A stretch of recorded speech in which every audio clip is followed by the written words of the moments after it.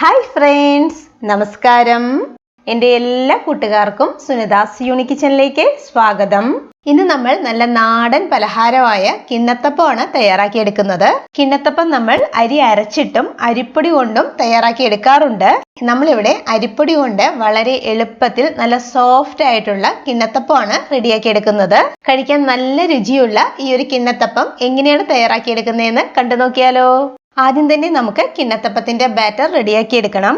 അതിന് വേണ്ടിയിട്ട് 1 കപ്പ് അരിപ്പൊടി ഒരു മിക്സിയുടെ ജാറിലേക്ക് ഇട്ട് കൊടുക്കുന്നുണ്ട്. അരിപ്പൊടി 200 ഗ്രാം അളവിലുണ്ട്. അപ്പത്തിനും ഇടിയപ്പത്തിനൊക്കെ ഉപയോഗിക്കുന്ന വറുത്ത അരിപ്പൊടി ഉണ്ടല്ലോ, അതാണ് എടുത്തിട്ടുള്ളത്. ഒട്ടും തരിയില്ലാത്ത നല്ല ഫൈൻ ആയിട്ടുള്ള അരിപ്പൊടി വേണം നമ്മൾ എടുക്കേണ്ടത്. കിണ്ണത്തപ്പം നല്ല സോഫ്റ്റ് ആയിട്ട് വരുന്നതിന് വേണ്ടിയിട്ടാണ് നല്ല ഫൈൻ ആയിട്ടുള്ള അരിപ്പൊടി എടുക്കുന്നത്.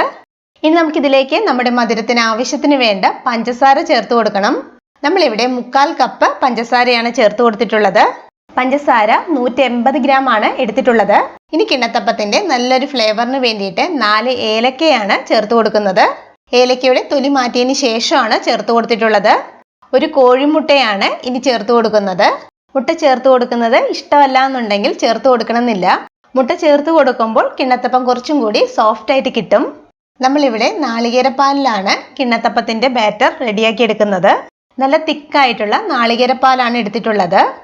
നാളികേരപ്പാല് 2.5 കപ്പ് അളവിലാണ് നമ്മളിവിടെ ചേർത്ത് കൊടുക്കുന്നത്. ആദ്യം നമുക്കിതിലേക്ക് 1 കപ്പ് നാളികേരപ്പാൽ ഒഴിച്ചു കൊടുത്ത് നല്ലതുപോലെ ഒന്ന് അരച്ചെടുക്കാം. മധുരം ബാലൻസ് ചെയ്യുന്നതിന് വേണ്ടിയിട്ട് അല്പം ഉപ്പും കൂടി ചേർത്ത് കൊടുത്തിട്ട് നമുക്കിത് നല്ലതുപോലെ ഒന്ന് അരച്ചെടുക്കണം. നല്ല ജീരകത്തിന്റെ ഫ്ലേവർ ഇഷ്ടമാണെങ്കിൽ അരച്ചെടുക്കുന്ന ടൈമിൽ 2 നുള്ള നല്ല ജീരകം ചേർത്ത് കൊടുക്കാവുന്നതാണ്. ഇവിടെ ഇപ്പോൾ ഇത് നല്ലതുപോലെ അരച്ചെടുത്തിട്ടുണ്ട്. ഇനി നമുക്കിതിലേക്ക് ബാക്കിയുള്ള നാളികേരപ്പാലും കൂടി ഒഴിച്ചു കൊടുത്തിട്ട് ഒന്നും കൂടി ഒന്ന് ബ്ലെൻഡ് ചെയ്തെടുക്കാം. ഇവിടെ ഇപ്പോൾ ഇത് ബ്ലെൻഡ് ചെയ്തെടുത്തിട്ടുണ്ട്. ഇനി നമുക്കിതൊന്ന് അരിച്ചെടുക്കണം. നമ്മളിതിലേക്ക് മുട്ടയും ഏലക്കയൊക്കെ ചേർത്തിട്ടുണ്ടല്ലോ, അപ്പോൾ അതിലെന്തെങ്കിലും തരി ഉണ്ടെങ്കിൽ അത് പോകുന്നതിന് വേണ്ടിയിട്ട് നമുക്കിതുപോലെ ഒന്ന് അരിപ്പയിലൂടെ അരിച്ചെടുക്കാം. ഇനി നമുക്കിത് അടച്ച് വെച്ചിട്ട് അരമണിക്കൂർ റെസ്റ്റ് ചെയ്യുന്നതിന് വേണ്ടിയിട്ട് മാറ്റി വെക്കണം. ഇപ്പോൾ നമ്മളിവിടെ ബാറ്റർ റെസ്റ്റ് ചെയ്യാൻ വെച്ചിട്ട് അരമണിക്കൂർ കഴിഞ്ഞിട്ടുണ്ട്. അരമണിക്കൂറിന് ശേഷം നമ്മൾ ഇത് ഇളക്കി നോക്കുമ്പോൾ ബാറ്റർ തിക്കായിട്ടുണ്ടെങ്കിൽ അല്പം കൂടി നാളികേരപ്പാൽ ഒഴിച്ചു കൊടുത്ത് മിക്സ് ചെയ്തെടുക്കണം. നമ്മൾ എടുക്കുന്ന അരിപ്പൊടി അനുസരിച്ച് നാളികേരപ്പാലിന്റെ അളവിൽ വ്യത്യാസം വരാൻ സാധ്യതയുണ്ട്. ഞാനിവിടെ വീട്ടിൽ തന്നെ പൊടിച്ചെടുക്കുന്ന അരിപ്പൊടിയാണ് എടുത്തിട്ടുള്ളത്. എനിക്കിവിടെ ബാറ്റർ കറക്റ്റ് കൺസിസ്റ്റൻസിയിലാണ് കിട്ടിയിട്ടുള്ളത്.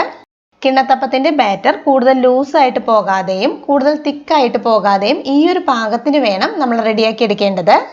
ഇനി നമുക്ക് കിണ്ണത്തപ്പം റെഡിയാക്കി എടുക്കാം. അതിന് വേണ്ടിയിട്ട് നമുക്കൊരു പാത്രം റെഡിയാക്കി എടുക്കാം. ഞാനിവിടെ ഈ ഒരു പ്ലേറ്റ് ആണ് എടുത്തിട്ടുള്ളത്. കിണ്ണത്തപ്പം റെഡിയാക്കി എടുക്കുന്ന പാത്രത്തിൽ അല്പം നെയ്യോ ഓയിലോ നമ്മൾ ഇതുപോലെ ഒന്ന് ബ്രഷ് ചെയ്ത് കൊടുക്കണം. ഞാനിവിടെ നെയ്യാണ് ഒഴിച്ചു കൊടുത്തിട്ടുള്ളത്. നമ്മൾ ഇതുപോലെ ഒന്ന് ബ്രഷ് ചെയ്ത് കൊടുക്കുന്നതുകൊണ്ട് കിണ്ണത്തപ്പം റെഡിയായി കഴിയുമ്പോൾ നമുക്ക് പ്ലേറ്റിൽ നിന്ന് പെട്ടെന്ന് തന്നെ വിട്ട് കിട്ടും. നമ്മളിത് ആവിയിൽ വേവിച്ചിട്ടാണ് എടുക്കുന്നത്. അതിന് വേണ്ടിയിട്ട് ഒരു ഇഡ്ഡലി പാത്രമാണ് എടുത്തിട്ടുള്ളത്. ഇഡ്ഡലി പാത്രത്തിൽ ഇതുപോലൊരു തട്ട് വെച്ച് കൊടുത്തിട്ടുണ്ട്. ഇഡ്ഡലി പാത്രത്തിലെ വെള്ളം തിളച്ച് വന്നതിന് ശേഷം റെഡിയാക്കി വെച്ചിരിക്കുന്ന പ്ലേറ്റ് തട്ടിന് മുകളിലായിട്ട് ഇതുപോലെ വെച്ച് കൊടുക്കാം. കിണ്ണത്തപ്പത്തിന്റെ മാവ് നല്ലതുപോലെ ഇളക്കിയതിന് ശേഷം പ്ലേറ്റിലേക്ക് ഒഴിച്ചു കൊടുക്കാം. കിണ്ണത്തപ്പം നല്ല തിക്നെസ്സിലല്ല റെഡിയാക്കി എടുക്കുന്നത്. കനം കുറച്ച് വേണം നമ്മളിത് റെഡിയാക്കി എടുക്കേണ്ടത്. നമ്മൾ എടുക്കുന്ന പാത്രത്തിനനുസരിച്ച് വേണം മാവ് ഒഴിച്ചു കൊടുക്കേണ്ടത്. ഇനി നമുക്ക് ഇഷ്ടമുണ്ടെങ്കിൽ കുറച്ച് നല്ല ജീരകം ഇതിന്റെ മുകളിലായിട്ട് ഇതുപോലെ ഇട്ട് കൊടുക്കാം. ഡയറക്റ്റ് ആയിട്ട് ആവി വെള്ളം വീഴാതിരിക്കാൻ വേണ്ടിയിട്ട് ഇതുപോലൊരു അടപ്പ് പ്ലേറ്റിന് മുകളിലായിട്ട് വെച്ച് കൊടുക്കുന്നുണ്ട്. അതിനുശേഷം ഇഡ്ഡലി പാത്രം അടച്ചു വെച്ചിട്ട് നമുക്കിത് വേവിച്ചെടുക്കാം. 15 തുടങ്ങി 20 മിനിറ്റിനുള്ളിൽ തന്നെ നമുക്ക് കിണ്ണത്തപ്പം കുക്കായിട്ട് കിട്ടും. ഗ്യാസ് ഒരു മീഡിയം ഫ്ലെയിമിൽ നമുക്കിത് കുക്ക് ചെയ്തെടുക്കാം. ഇപ്പോൾ ഒരു 15 മിനിറ്റ് കഴിഞ്ഞു. കിണ്ണത്തപ്പം നമുക്കിവിടെ നല്ലതുപോലെ കുക്കായി വന്നിട്ടുണ്ട്. ഇനി നമുക്കിത് ചൂടാറുന്നതിന് വേണ്ടിയിട്ട് മാറ്റി വെക്കാം. ഇപ്പോൾ കിണ്ണത്തപ്പത്തിന്റെ ചൂടാറിയിട്ടുണ്ട്. ചൂടാറി കഴിയുമ്പോൾ പ്ലേറ്റിന്റെ സൈഡിൽ നിന്ന് ഇതുപോലെ വിട്ട് വരും. അപ്പോൾ നമുക്ക് ഈസി ആയിട്ട് തന്നെ കിണ്ണത്തപ്പം പ്ലേറ്റിൽ നിന്ന് മാറ്റാം. ഇനി നമുക്കിത് ഇഷ്ടമുള്ള ഷേപ്പിൽ കട്ട് ചെയ്തെടുക്കാം. കണ്ടില്ലേ, വളരെ സോഫ്റ്റ് ആയിട്ടുള്ള കിണ്ണത്തപ്പമാണിത്. കഴിക്കാൻ നല്ല രുചിയുള്ള കിണ്ണത്തപ്പം ഈ ഒരു തിക്നെസ്സിലാണ് ഇവിടെ റെഡിയാക്കി എടുത്തിട്ടുള്ളത്. അരിപ്പൊടി കൊണ്ട് തയ്യാറാക്കിയെടുക്കുന്ന ഈ ഒരു കിണ്ണത്തപ്പം എല്ലാവരും ഇതുപോലെ ഒന്ന് തയ്യാറാക്കി നോക്കണം. എല്ലാവർക്കും ഉറപ്പായിട്ടും ഇഷ്ടമാകും. അപ്പോൾ വീഡിയോ ഇഷ്ടമായാൽ സബ്സ്ക്രൈബ് ചെയ്യാനും ഷെയർ ചെയ്യാനും മറക്കരുത് കേട്ടോ.